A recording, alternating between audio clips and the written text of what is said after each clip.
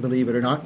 Our first guest today is Michael Evans from the Fresno County Democrat Central Committee. Good afternoon. Now, some people don't understand what a Central Committee is and how you become part of that.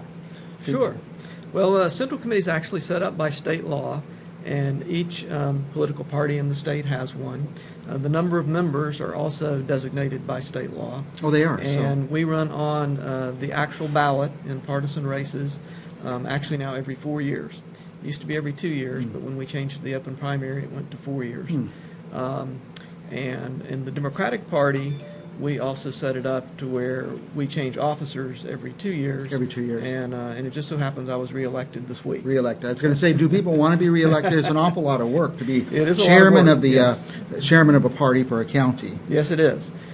So people, if they want to be on the Central Committee, they actually go to the elections department, fill out papers, and they run, and they're on the ballot and elected to it. That's correct. And you were elected to it. I was elected that way. And are there districts for inside the county? And ours are set up by supervisorial district, so we have a certain number of members per supervisorial district. And which supervisor district are you? I'm in District 2, which is Andres Borges District. And do you know who would be this Tower District under Perea's area? Put him on the spot. On our committee? Yeah. We have four members of our committee from this area. From this area, okay, Yeah. Very good. So we're well represented by That's somebody. correct. So Tower District, we really care what's going on. So we Absolutely. like our representatives. So you get elected to the Central Committee. Next thing you know, you're chairman. Right. And you guys, are you working on any big projects this year? I guess getting the Democrats elected. Well, it's an election cycle, so obviously there's a lot more work to do in election years. We're very concerned about turnout. That's a continuing problem. Get people here to in the show Central up Valley. and vote.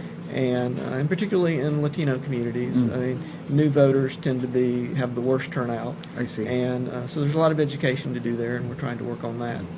And are you targeting any particular races, or I guess all of them where there's a Democrat on the ballot? Well, we do want to work in every race where there's a Democrat, but our particular races of interest are the Board of Supervisors. There's 2 seats up this year, and it could actually change the balance of power on that body. So that one's critical for us this year. And then there's 2 races sort of in Fresno County moving southward for a congressional district and a state Senate district that overlap. And those are real key races for us, too.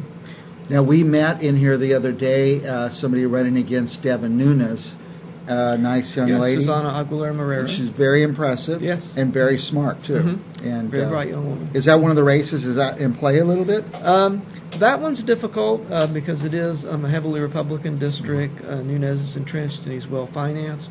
But Susana, it'd probably be a 2-year cycle for her to take that seat. Yeah, but, she'd have to go through a couple. Yes. And we see 2 term populations change a bit Correct. in races. Now, the supervisor seats that are up for grabs, Bill Larson is retiring. Right. And that's one where, is it Pacheco? Blangzhong and Brian Pacheco. Yeah. And they're both Democrat, or no? They're both Democrats.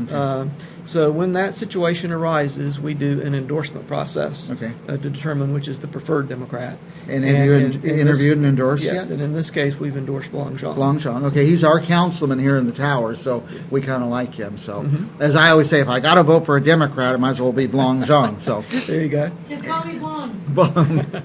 And then the other supervisor race, is it Judy Case? Judy Case McNary is also stepping down. Damn it. And that's going to be, there's a Republican in that race, Buddy Mendez. And Daniel Parra. Daniel Parra, survived from the other Democrats that were in the primary. Right. And Buddy Mendez almost won. He came very close to winning. But Daniel Parra is a very well-known guy out where he's from. Yeah, he's a city council member in Fowler. That's right, and people like him. Yes. I mean, you don't get people, I don't like that guy. So he's a very likable guy. Yeah. So who have you endorsed in that race? Give us a big surprise. We're definitely endorsing Daniel Parra. Daniel Parra, okay. And then, so there's no other really local races in play right now. There is a local city council race, and part of that comes into the Tower District, too. To replace Blangzhong. Oh, that's right. There's Kerry Catalano and Esmeralda Soria. Yeah. And those are also both registered Democrats, so, but we have endorsed Esmeralda Soria in that race. Okay. And she's very nice. And Kerry, we met him. He's really nice, too. So nothing bad to say about any of them, really. So now, can you explain this to me? When I got out of the legislature, I quit paying attention. Right. What is this open primary thing, and how does that work? Well, it's pretty bad, actually. What it means is essentially you no longer have partisan primaries for any race in California except for the presidential primary.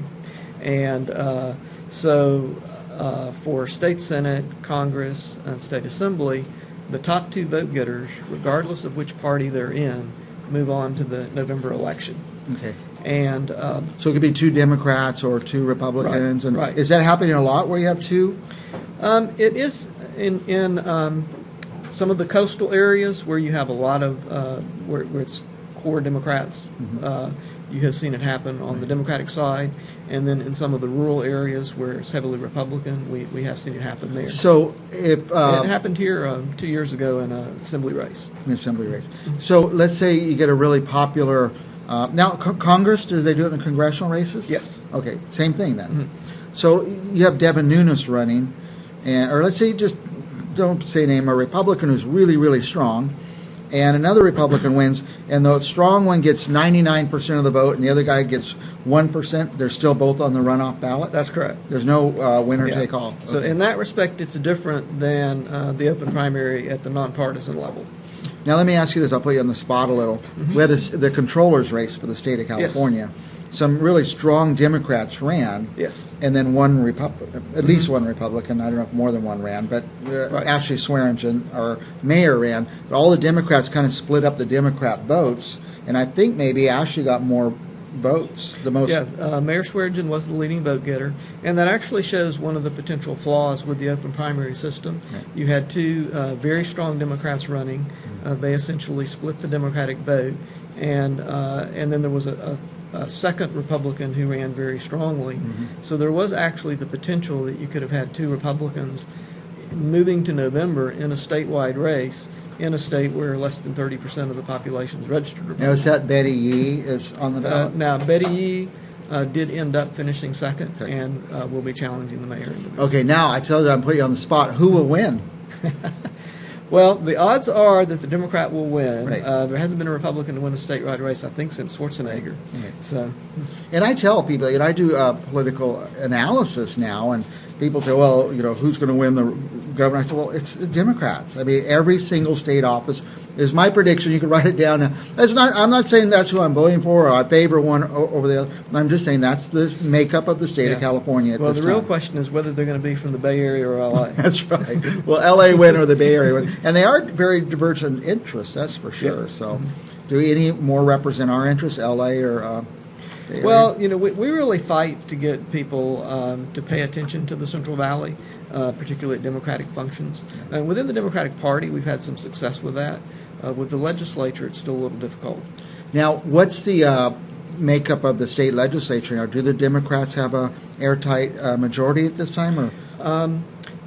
It kind of wavers because of resignations and people leaving to run for another office. But we're right at the 2/3 in both houses. But they haven't achieved it in either right. at this point. Right. So when I told Jim Patterson, the former Fresno mayor, got elected to the legislature as a Republican, and I said, if the Democrats have the supermajority, why don't you just switch and be a Democrat? Now you're part of the majority, and you get more stuff done. So. Well, I'll follow up on that pitch. Yeah, I would. Well, I tell you this, is when I was in the legislature, in the Valley, Democrats, Republicans, we all voted the same on 99% of the items. In fact, we worked together, we made bills together, and we really were tight. We had Sarah Reyes and Dean Flores when I was there, and we all met very regularly, and most of the bills we all co-authored each other's bills. Right. So there's not, I think you got it. It's L.A. or San Francisco. Right. Maybe we should be the 2 parties. Now, I'm reminded by my co-host Athena constantly. She says, Mike, you talk the whole time, don't let your guests say anything. So in the end, she always says, see if you didn't ask all the questions, or do you have anything else to add? Well, I think, one, it's very important that people vote. I mean, that's absolutely critical. Nothing is going to change unless people elect representatives who can affect that change. So that's absolutely critical. So that, the turnout is something we're really concerned about. We feel like that everybody who has reached the age of 18 should be eligible to vote and should exercise that right to vote. Exercise that right. Now, if somebody wants to get involved with the Democrat Party or the Central Committee? Sure. We have a headquarters in downtown Fresno. We're on U Street, right across from Office Depot. You can reach us at 559-495-0606. 495-0606. Yes. And can they just show up at the headquarters and say, I'm here to Absolutely. volunteer We're and open sign every up? day, 11 to 3, and, Okay. and of course we'll be extended probably after Labor Day. It'll pick up. You're going to have a busy time Absolutely. starting in a couple weeks from now. Well, I'm sure glad you came. Central Valley Talk, where there's a voice for everyone. Michael Evans, Great. chairman of the Fresno County Democrat. Did you say Democrat or Democratic? Democratic. Democratic? Fresno County Democratic Party chairman. Thank you, Okay. Michael. Thank you. And we'll be back with more from Athena right after this.